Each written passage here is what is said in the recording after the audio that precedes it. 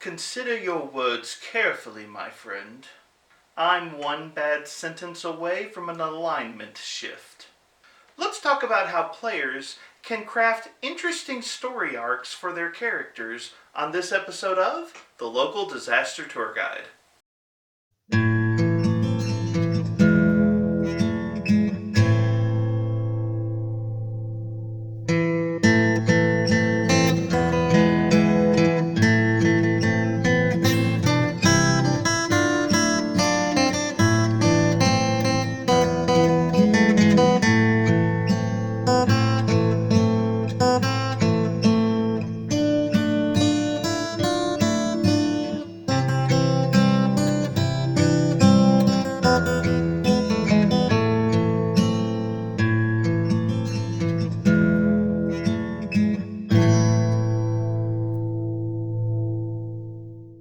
Hello, travelers and tourists. My name is Mark, and I am the Local Disaster Tour Guide.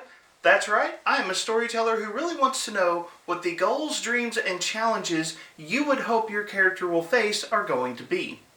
And that's not even a joke, that's serious. Please talk to me about that. Welcome to a journey through the fantastic world of TTRPGs like Pathfinder and Starfinder. Today I'm going to be doing a one-shot video taking a look at the subject of how you as a player can help set the stage for interesting character arcs in your TTRPGs. This video isn't really part of any ongoing conversation that I'm doing on this channel or any ongoing series. So I wanted to do something a little bit simpler this week. I wanted something that could be a nice one-off topic. And it occurred to me that while I have a series going on right now that is all about storytelling in Pathfinder 2e from a game master's perspective, I haven't spent a lot of time on the player's perspective, which is a little unfortunate because I think sometimes as gamers we forget that players are just as much a part of crafting interesting and unique narratives in the TTRPGs that we play. Yes, the storyteller plays a pivotal role in the narrative that unfolds in our games, but the best games, the best stories, are ones where players are actively contributing as well, and I firmly believe that players should be contributing to the story just as much as the game master. So with that in mind, I thought it would make for a nice, short, and easy video that I could do talking about what players can do to help set up interesting story arcs for their characters. But if there is one area of the narrative that we create in our games that players can definitely influence directly and easily and in a powerful way, it is the characters that they create. The actors that you are bringing into the story, they are pivotal members of the narrative that is being spun, and setting up interesting stories or interesting possibilities for those characters is one of the things that you can do to very easily add to this overall narrative that you and your group are constructing. So today we're going to take a look at that. We're going to talk about story arcs for characters and what you can do as a player. Please understand that there is far more that is involved in the overall narrative of a game, and I am certainly not saying that players can only contribute in terms of their characters. There are other ways you can contribute as well, but I want to look especially at how you can set the stage for interesting story arcs for your characters when you sit down to play your favorite TTRPG. But before we do that, sponsor time. So I want to give a huge shout out today to the sponsor of this video, ArcKnight. ArcKnight is a Texas-based company that makes TTRPG accessories out of beautiful and durable die-cut plastic. They offer products like spell templates, maps, object sheets, and the product that we're advertising today, RPG mini mounts. These are kind of small. Maybe we should go to the map and show you how these work. Okay, so what I want to do first is I want to do a slow pan and show you some of the different cuts that come from the mini mounts at ArcKnight. As you can see, there is a wide variety of options. You've got spiders and horses and unicorns. You've got sea creatures like sea turtles and bears and rhinos. And if I'm being entirely honest, I got the Kickstarter, which includes some Kickstarter exclusive mini mounts. I honestly don't remember which ones are which, but you can see that this collection comes with an incredible variety of creatures that your players can ride into battle. As you can see here, using the mini mounts on your maps is very easy to do. Pawns and figurines will sit very easily on top of your minis, allowing you to quickly demonstrate when your character is mounted or dismounted. And as I've already noted, this collection comes with a variety of different mini mounts that you can use. So as you can see, Ravin, our warrior, is riding on the back of a black dragon. Ampara has a unicorn. Hoshi the witch picked up a displacer beast somewhere. And even the halfling chef has a giant frog that they are riding into battle. One more thing that I would like to note about the mini mounts is that they come compatible with spaces where you can insert the flat plastic minis from ArcKnight into the mount so they work seamlessly with other ArcKnight products. Now, my wife and I do hope to invest in the flat plastic minis eventually, but right now we're using the Pathfinder Pawns that Paizo produces, and as you can see, they also work perfectly well with ArcKnight's mount minis. So that's just a quick view of how you can use these products at your gaming table. And I just want to say I have a great deal of respect for ArcKnight, and my wife and I are super excited to be working with them as sponsors for this channel. The die-cut plastic that they use is incredibly durable and beautiful, making for products that are going to last, and you get a lot of product for a very low price. One of my favorite things about ArcKnight products is just how easy it is to store everything that ArcKnight makes. For example, I actually backed the Mini Mounts Kickstarter, and even though I got dozens of mini mounts to use in my campaign, they all fit neatly in this single box. This doesn't take up much room on my shelf, meaning that I have plenty of space for the other accessories in my collection. The last thing I want to say about ArcKnight is this. I have been a customer of ArcKnight for years, and they have an absolutely fantastic team. I've backed their Kickstarters, I've actually gotten to talk to them at Gen Con, and I have done a number of orders through this company, and on the single occasion that an order went wrong, their customer service team was extremely quick to address the problem, fix the problem. I am blown away by the professionalism and courtesy of this company, and they are wonderful to work with. And again, thank you ArcKnight for sponsoring this video. If you want to check out their products, I'll throw a link in the video description below. Alright, welcome back, and let's get started. Okay, so what is a story arc, and how can we as players in a TTRPG set up interesting story arcs for our character? Well, when we talk about story arcs in any kind of media, whether it's our favorite books or our favorite movies or TV shows, what we are ultimately discussing is how a character changes from the beginning of their story to the end of their story. Generally speaking, it is unsatisfying for a character to be 100% identical at the start of a story and an end of a story. You want to see that character develop and grow and change. You want to see them get better at things, maybe get worse at things. You want to see a narrative arc of some kind, whether they build towards an ultimate goal or whether they fail in reaching their ultimate goal. It is this change in a character that creates an emotional investment whenever we are consuming a piece of media. And I think this concept of a story arc is a healthy concept to consider when we look at our characters in a TTRPG. We want our characters to change, and we want our characters to change in an interesting and emotionally engaging way. Now, in some ways, TTRPG characters are going to change. If you run more than a one-shot, and they get any experience and pick up any loot and level up or buy some new skills in some fashion, then by definition the character has changed. But I imagine that many of us have seen characters at our gaming tables that feel remarkably similar at level 1 and level 20. Sure, the stats may be different, the gear may be different, but it's as if that character hasn't changed internally at all from the beginning of their adventure to the end. Change is an essential measure of progress in a story.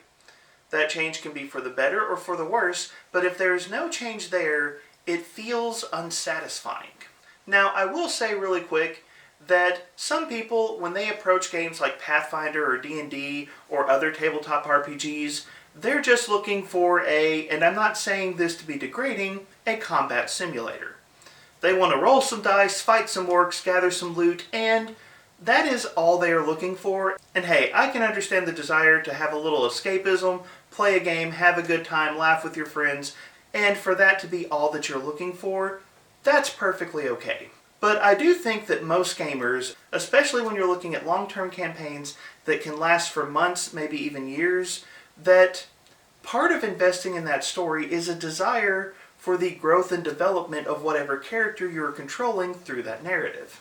So I do think it's good for characters to change, and I do think that change can help us invest in our characters in a TTRPG, but this brings us to an unusual problem in this conversation, which is, how do you write a story arc when you don't control every aspect of the game? If I sit down to write a novel, I can create a swordsman and imagine all sorts of challenges and areas for personal growth that they'll have to go through by the end of a campaign. But as a writer, I control the entire story. TTRPGs is about creating a shared narrative, and if I don't control every aspect of the story, how do I go about creating a story arc? Well, I think it's a cooperative and collaborative process in a way, but I would like to present what is essentially two pieces of advice about how you can craft a story arc, though I'm sure longtime viewers of this channel will know I will find a way to break at least one of those pieces of advice into like 5 different points. You would be disappointed if I didn't. Okay, so the first piece of advice, this is going to be incredibly simple, but this is foundational to everything else I'm going to talk about in this video, and that is, if you want to create an interesting story arc for your character, talk to your game master. Tabletop RPGs are a collaborative form of storytelling.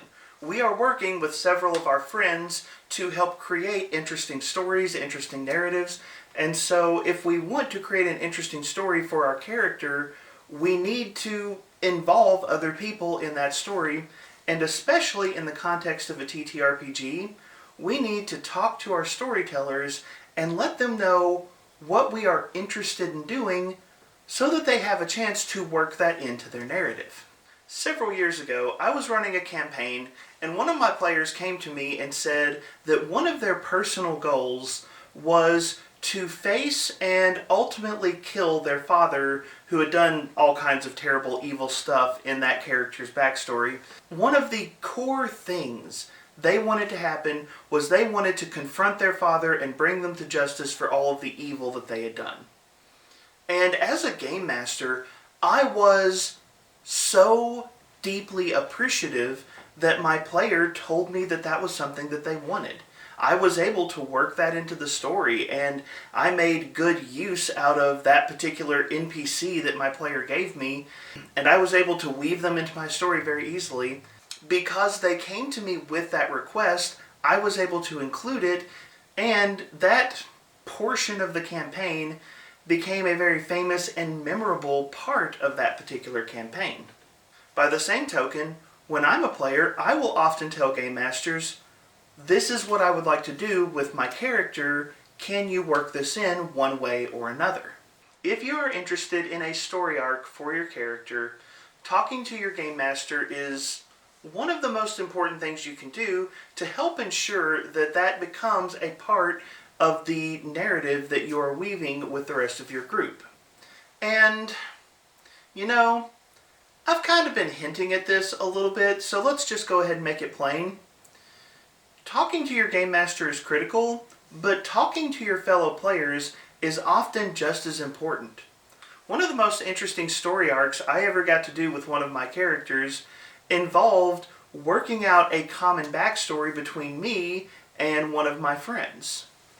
In essence, my character had been adopted by my friend's character, and there were certain story beats that we had agreed on between each other to make part of my story and their story, and it was just a ton of fun working with my fellow player to create this beautiful and unique storyline that I still remember like a decade later. So point number one, talk to your game master, and while you're at it, consider talking to the other players as well. Now, my second piece of advice in this video, this is the one where I'm going to break this into a whole bunch of different subcategories, but the sum total of this piece of advice is, if you want to create a story arc for your character, you need to have some room for change in your character. If your character begins the story exactly where you want them to end, then they're not going to go anywhere. So you need to build into your character some potential for change, great or small. Now, an important point to consider here is you don't have to do something grandiose. Oftentimes, small interactions between you and the other players and small interactions between you and the storyteller will naturally grow and develop and oftentimes go well beyond what you ever would have dreamed to begin with. So you don't have to write these amazing novels before the game ever begins. In fact, the more you write before the game begins, the less you can write in-game because you've already established so much. The trick here is to put simple things into your character when you first establish them that give you the opportunity to grow and develop inside of the story. Let's talk about a few quick examples. One example is, give your character a goal. This is remarkably easy, and it can become fuel for so many different possible storylines. One of my favorite examples of this comes from Campaign 2 of Critical Role. Travis Willingham's character Ford starts that game with the goal of reaching and possibly attending a particular magical academy because he's trying to learn about an event that happened to him. He wants his character to go to school so that he can learn something about himself. It's very simple, but it's very pointed, and it gives very clear direction and motivation to his character. And, well, I guess I shouldn't spoil anything else that happens in Campaign 2 of Critical Role, but let me just say, I love the story arc that comes from Travis's desire to attend school and learn more about his character.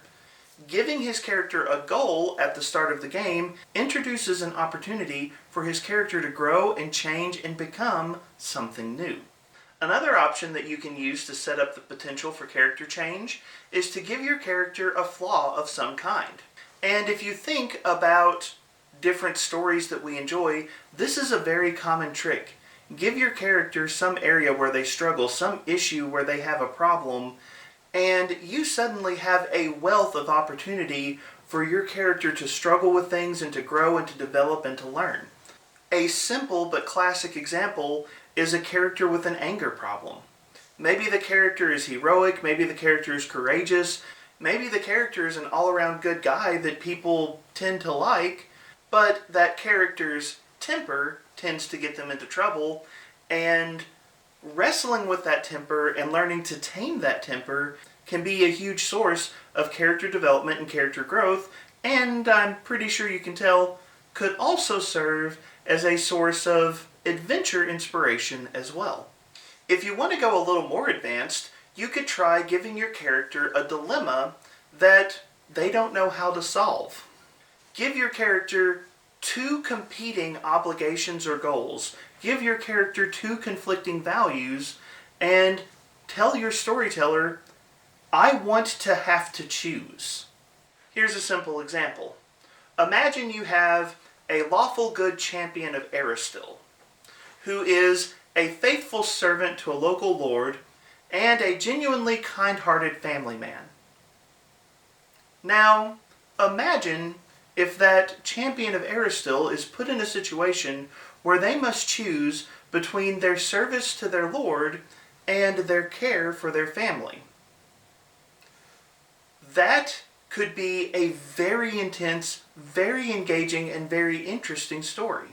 In fact, if you've come over to my Discord, you've probably seen that I post under the name Jason Orlando Hawk, which is the name of my very first RPG character, and that situation is not too different from one of the most important story beats from Jason's original story.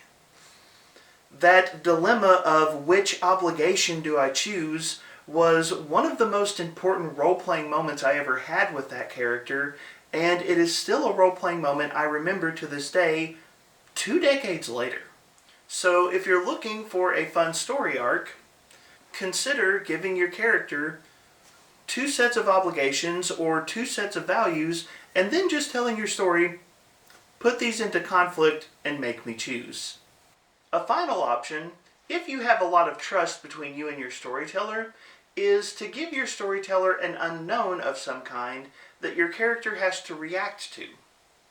Maybe your character has an unknown past or an unknown power. Maybe your character has an unknown connection, and you give maybe a couple of bullet points to your storyteller, but allow them to develop that particular unknown and force you to respond to and consider the implications of that unknown as your character goes through their adventures. Leaving these narrative gaps and giving your storyteller permission, hey, play with this, do what you want with this particular point, that can lead to some very interesting and powerful stories.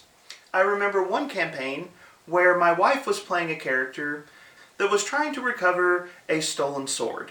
That was her initial motivation in setting off on her adventures. And she left it open to me to decide who stole the sword, why they stole the sword, and what all the implications of the stolen sword were going to be. But that was her quest. I need to find the stolen sword. And as a game master, I had a ton of fun deciding that the sword was in fact intelligent, and that the sword had kidnapped her because it wanted to go off and go exploring.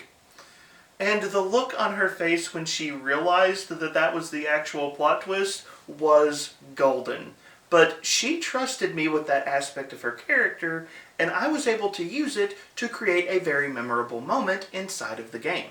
So the overall point here is pretty simple. Give your character room to grow. But I do want to add a little bit more here, and I think this is particularly pertinent to the discussion of TTRPGs. Give your character room to grow mechanically. A lot of gamers, myself included, have the habit of planning out exactly what we want to do, exactly where we want to go. We develop a build for our character, and we become hyper-focused on the best way to build our character, to the point that sometimes we forget the story of our character. I know plenty of gamers who know every single feat, every single skill, every single option they plan to take from level 1 to level 20 before session 0 even meets.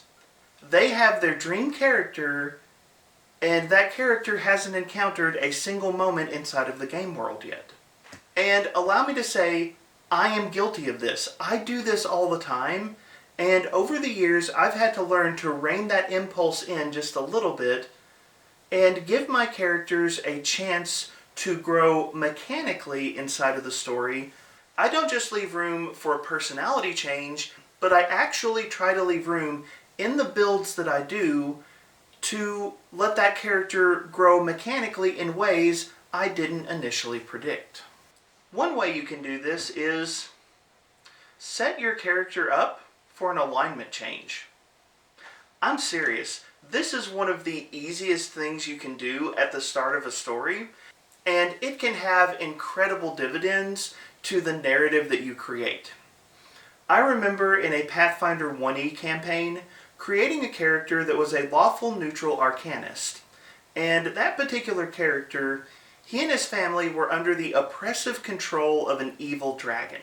And at the start of the game, my character was essentially forced into service of this dragon, and his lawful neutral demeanor and behavior was very much a reflection of the fact that he was forced to serve this dragon against his will.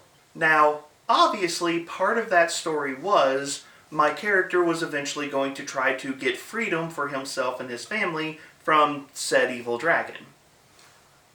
But when I was thinking about this character and their story, one of the things that I said is, when my character does break free, assuming he lives that long, his personality is going to change. His alignment is going to shift. The lawful neutral alignment he had at the start of the game was a reflection of his circumstances when that character was created. But where was he going to go? And I imagined two possible outcomes for that character. I imagined a chaotic neutral outcome where that character found freedom, maybe found freedom for his family as well, and just became this very individualistic, very self-centered, I'm going to take care of me and me alone. I imagined having that kind of mentality once my character broke out of that situation. The other possibility that I came up with was a more neutral good outcome where, having suffered through so many terrible things, my character took a more active desire to care for others who were suffering similar situations and would be more willing to go out of his way to help people who were facing similar problems. So I kind of built these two hypothetical scenarios. My character is going to start lawful neutral, and once he breaks free from this dragon, I could see him going in a chaotic neutral route or a neutral good route. And I was open to other possibilities, but those were kind of the two main ideas that I had when I came up with this character.